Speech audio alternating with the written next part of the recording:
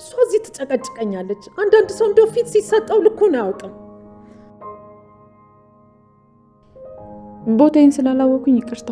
ከዚህ በኋላ አይደገመኝም።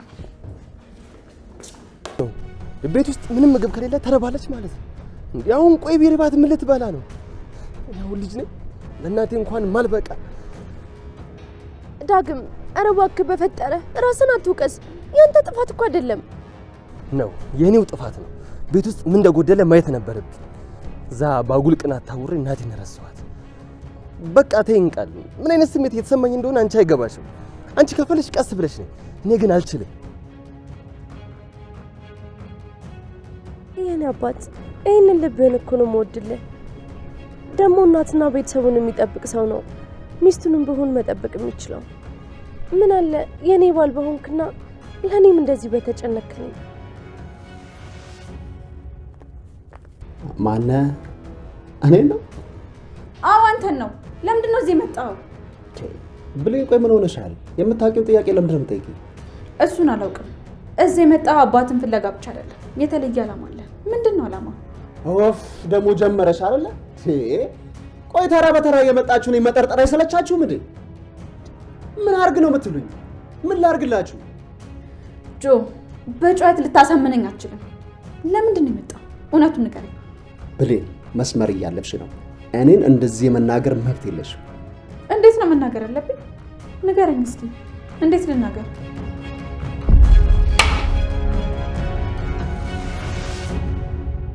እንዴት እንዳደረግን የፈለከው? እሱን የፈለከው?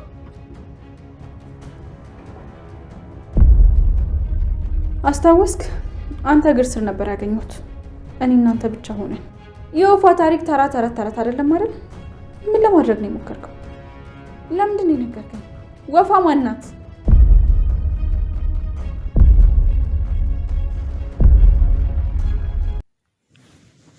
ሰላም ሰላም ውዴ ቻናሌ ቤተሰቦች እንዴት ናችሁ? አደራ ድራማ በአደራ ድራማ በዛሬው ክፍል ላይ እንግዲህ ብሌን ዮሐንስ እዚህ ቀደም እሷን በቢላ ሊወጋት እንደነበረ ለሰላምና ለሳሚ ልትናገር ተቃርባለች። ነገሩ እንግዲህ ሳሚ በባለፈው ክፍል ላይ ሳሚና ሰላም እቤት ባልነበረበት ወቅት ማለት ነው እንግዲህ ዮሐንስ ብሌንን አንድ ጥያቄ ጠይቋት ነበረ። እናትና አባትሽ በጣም በጠና ታመው አንዲት ወፍ ቢያስፈልጋቸው ወፏ መድኃኒታቸው ብትሆንና ወፏ ደግሞ በጣም ንጹህ ናት፣ ምንም አይነት በደል የለባትም እና ያችን ወፍ ትሰውያታለሽ ወይ ለቤተሰቦችሽ ብለሽ ብሎ ግራ የሚያጋባ ጥያቄ ጠይቋት ነበረ። እናም እንግዲህ ይህን ሲያደርግ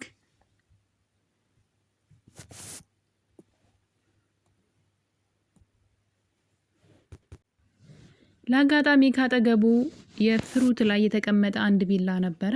ቢላውን አንስቶ በመያዝ እንግዲህ ምን ታደርጊያለሽ አንቺ ብትሆኝ ብሎ ብሌንን ጥያቄ ይጠይቃታል። ብሌን በነገሩ በመደንገጥ እኔ እንጃ ምን ላረግ እንደምችል በቦታው አላቅም፣ ግን እነሱ በጣም ታመው ወፏ መድኃኒታቸው ከሆነች ምናልባት የምሰዋት ይመስለኛል ብላ እንግዲህ ለዮሐንስ ትመልስለታለች። ዮሐንስም ቢላውን በማንሳት እንግዲህ ስለዚህ እኔም አንቺን ልሰዋሽ ይገባል በማለት ቢላውን አንስቶ ሲጠጋት ነበረ። ድንገት ሰላምና ሳሚ ወደ ሳሎን የመጡት። በድንጋጤም እንግዲህ ቢላውን ይጥለዋል ማለት ነው። እናም የዛን ቀን እንግዲህ በኃይሉን ወደ ቤት ይዘውት መጥተው ነበረ። የበኃይሉንና የዮሐንስን ትውውቅ እርግጠኛ ለመሆን ወይም ደግሞ በኃይሉ ዮሐንስን ልኮብን ቢሆንስ ሊያጠቃን ወይም ደግሞ ለተንኮል የመጣ ሰው ቢሆንስ በኃይሉ ለተንኮል መቼም አያርፍም። ስለዚህ ምናልባት ትክክለኛ የበኃይሉ ልጅ ላይሆን ይችላል በማለት ሳሚን ጥርጣሬውን እንግዲህ ለማጥፋት በኃይሉ ያስፈልገናል ብሎ በኃይሉን ወደ ቤት ጠርተውት ነበረ። እና እንግዲህ የዛን ቀን በኃይሉ የመጣ ሰዓት ማለት ነው ደንግጦ ሲነሳ ነበር የያዘው ቢላ የወደቀው። ብሌን ያንን ቢላ አይታለች። በዛ ላይ ደግሞ እኔም አንቺን ልሰዋሽ ብሎ ብድግ ሲል ነው እንግዲህ እነሱ የመጡበትና ብሌን ይሄ ነገር ጥያቄ ፈጥሮባታል። ለምንድን ነው እንደዚህ ያለኝ ይሄ ሰው ለምንድን ነው የሚሰዋኝ? ግራ ተጋብታለች። እንግዲህ በዛን ሰዓት አቶ በኃይሉ ወደ ቤት ከመጣ በኋላ ድንገት ስለነበር የመጣው ዮሐንስ ደንግጧን በነገሩ እናም እንግዲህ እነ ሰላምና ሳሚ እስኪ አባትና ልጅ ተነጋገሩ፣ እኛ እንውጣላችሁ፣ አትተዋወቁም በማለት ከቤት ይወጣሉ። ካሜራ አጥምደው ቤት ውስጥ ማለት ነው። ይህ ሁሉ ስራ እንግዲህ የሳሚ ስራ ነው። እናም ስልኩን እንግዲህ ሪከርድ እንዲያደርግ አስቀምጦ ትተዋቸው ይወጣሉ። እናም አቶ በኃይሉም እንግዲህ ከዮሐንስ ጋራ ምን እየተፈጠረ ነው እያለ እንግዲህ እንዴት አድርጎ እንደሸወዳቸውና የበኃይሉ ልጅ እንደሆነ እንዳሳመናቸው እያወሩ ነበረ። በዚህ ቅጽበት እንግዲህ ድንገት ዮሐንስ ቀና ሲል ነበረ ከፊት ለፊቱ የተቀመጠውን ስልክ ያየው። በድንጋጤም እንግዲህ በኃይሉን ሚሴጅ ነበር የላከለት በስልኩ ማለት ነው። እናም አንዴ ማውራትህን አቁም የሚል ሚሴጅ ልኮለት ሂዶ እየቀረጸ ያለውን ስልክ ሲያይ እነሱ የሚያወሩትን ሪከርድ እያደረገ ነበረ። እናም እንግዲህ ይሄ ነገር ወጥመድ እንደሆነ ሳሚና ሰላም ያጠመዱት ወጥመድ እንደሆነ ተነጋግረው ቪዲዮ እንደልተውታል። ታዲያ ቪዲዮውን ከደለቱት በኋላ እንግዲህ በመጨረሻ ሌላ እንደ አዲስ ቪዲዮ ሪከርድ እንዲያደርግ አስቀምጠውት ወሬያቸውን ይቀጥላሉ። እውነትም እንደማይተዋወቁ አባትና ልጅ መስለው በጣም ብዙ ነገር እያወሩ ነበረ። በመጨረሻም ሳሚ እንግዲህ ከዚህ በኋላ ከእጅ አታመልጡም፣ በእርግጠኝነት የሆነ ፍንጭ አገኛለሁ ብሎ በደስታ እንግዲህ ስልኩን ሪከርድ ከሰላም ጋር ሆነው ሰብሰብ ብለው ነበረ እውነትን ልናገኝ ነው ብለው ያዩት። ነገር ግን እንግዲህ እነሱ ራሳቸው ተሸውደዋል ማለት ነው።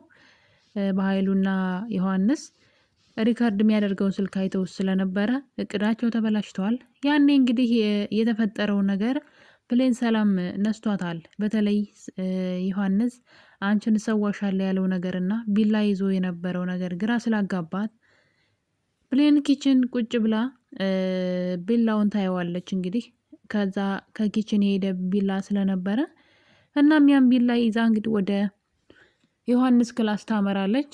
እናም ለምን ነበረ ልትሰዋሻለሁ ብለኸኝ የነበረው? ለምንድነው የወፏን ታሪክ የነገርከኝ? በማለት ስታፋጥጠው ነበረ። እሱም እንግዲህ ምንም ነገር ቢል ልታምነው አልቻለችም። በመጨረሻም እንግዲህ ሰላምንና ሳሚን ትጣራቸዋለች። ብሌን ልትገለኝ እንደነበረ እነግራቸዋለሁ በማለት ትጣራቸዋለች። እነሱም እንግዲህ በዚህ ቅጽበት ወደ መኝታ ቤቱ ይሄዳሉ።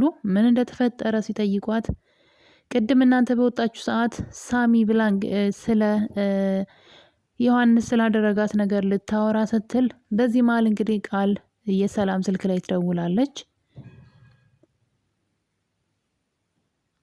ለዛም እንግዲህ ልትነግራቸው የነበረውን ነገር ሳትነግራቸው ነገሩ በዚህ ተቋጭቷል ማለት ነው። ያ ማለት እንግዲህ በድጋሚ ብሌንን ሊጎዳት ይችላል ብዬ አስባለሁ ልጁ። ምክንያቱም ደግሞ የጀመረችውን ነገር አዳምጠዋት ቢሆን ምናልባት ይጠነቀቁላት ነበረ። ነገር ግን ዮሐንስ አሁን ላይ የሚጠረጥረው ነገር አለ። በተለይ ደግሞ በኃይሉን እያመነው አይደለም። ባለፈው ላይ ካያችሁ ለምንድነው ሳሚ 19 የኔ አኩያ ሆኖ የዛሬ 19 ዓመት የኔን ቤተሰቦች ሊገል የቻለው በምን ሂሳብ ነው? ያኔ እሱም እኮ እንደኔ ህፃን ልጅ ነበረ። በኃይሉ እንዴት ዋሽቶኝ ነው ወይ በማለት በኃይሉን እየተጠራጠረ ስለነበረ ከዚህ በኋላ ዝም ብሎ ወንጀል ውስጥ አይገባም ብዬ አስባለሁኝ። ትክክለኛ የቤተሰቦቹን ገዳይ ለመፈለግ ይጥራል እንጂ በፍጹም ማንንም ሰው አይጎዳም ብዬ ነው የማስበው። ነገር ግን እንግዲህ ነገር መመርመር ከጀመረ መሪው የሚዞረው ወደ አቶ በኃይሉ ነው ማለት ነው። በኃይሉ የቤተሰቦቹን ገዳይ ያውቃል። ነገር ግን ደግሞ የቤተሰቦቹ ገዳይ እነሱ እንደሆኑ እንዴት እንደገደሏቸው ሁሉ ጨካኝ እንዲሆን ማለት ነው። በመጥፎ ሁኔታ ቤተሰቦቹን አሰቃይተው እንደገደሉ ሲናገር ነበረ አቶ በኃይሉ ለጆን ማለት ነው፣ ለዮሐንስ። ታዲያ ዮሐንስ አሁን ላይ መጠራጠሩ ነገሩን ወደ በኃይሉ እንዲዞር ያደርገዋል።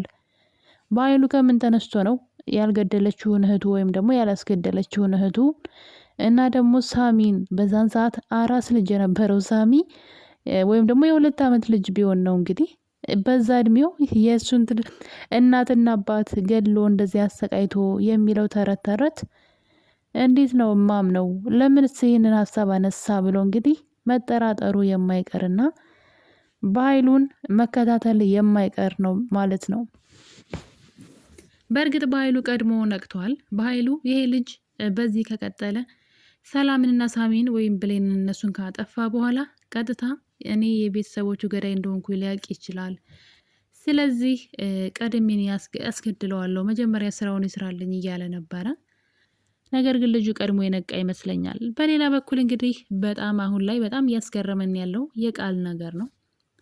እንግዲህ ቃል ስናቃት ራስ ወዳድና ገንዘብ ወዳድ ትንሽ ስግብግብ ነገር ናት።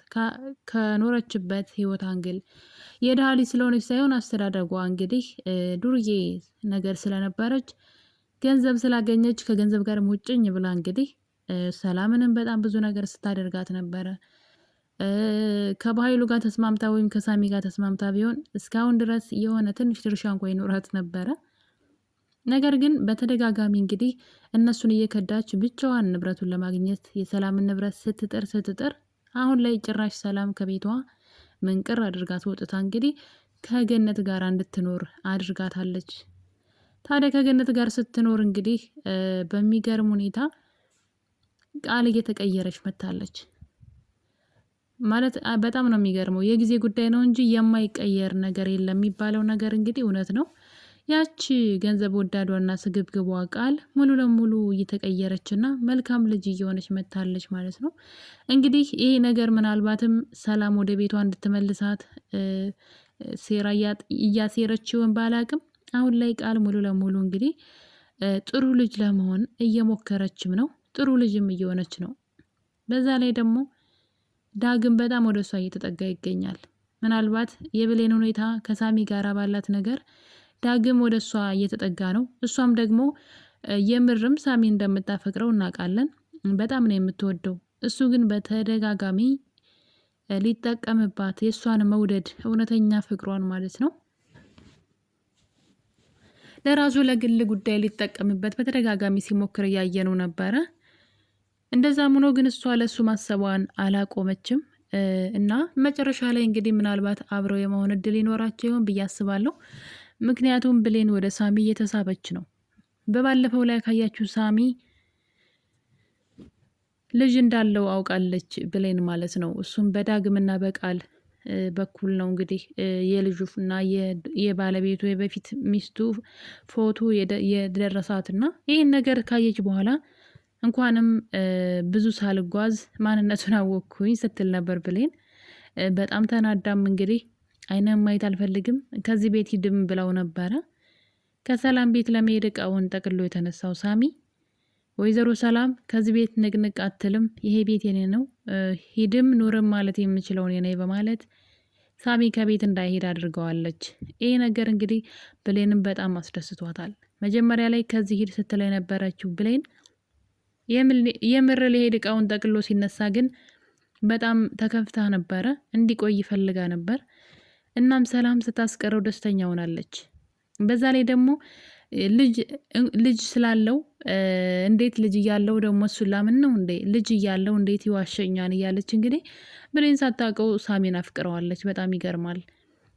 ከዳግም ጋር ያላት ነገር ምን እንደሆነ ባላቅም፣ ነገር ግን አሁን ላይ ከዳግም ጋር መመለስ አለብኝ፣ ያለዛ ግን በዚህ ከቀጠልኩኝ ሙሉ ለሙሉ ሳሚ ይቆጣጠረውን አእምሮዬን እያለች ነው።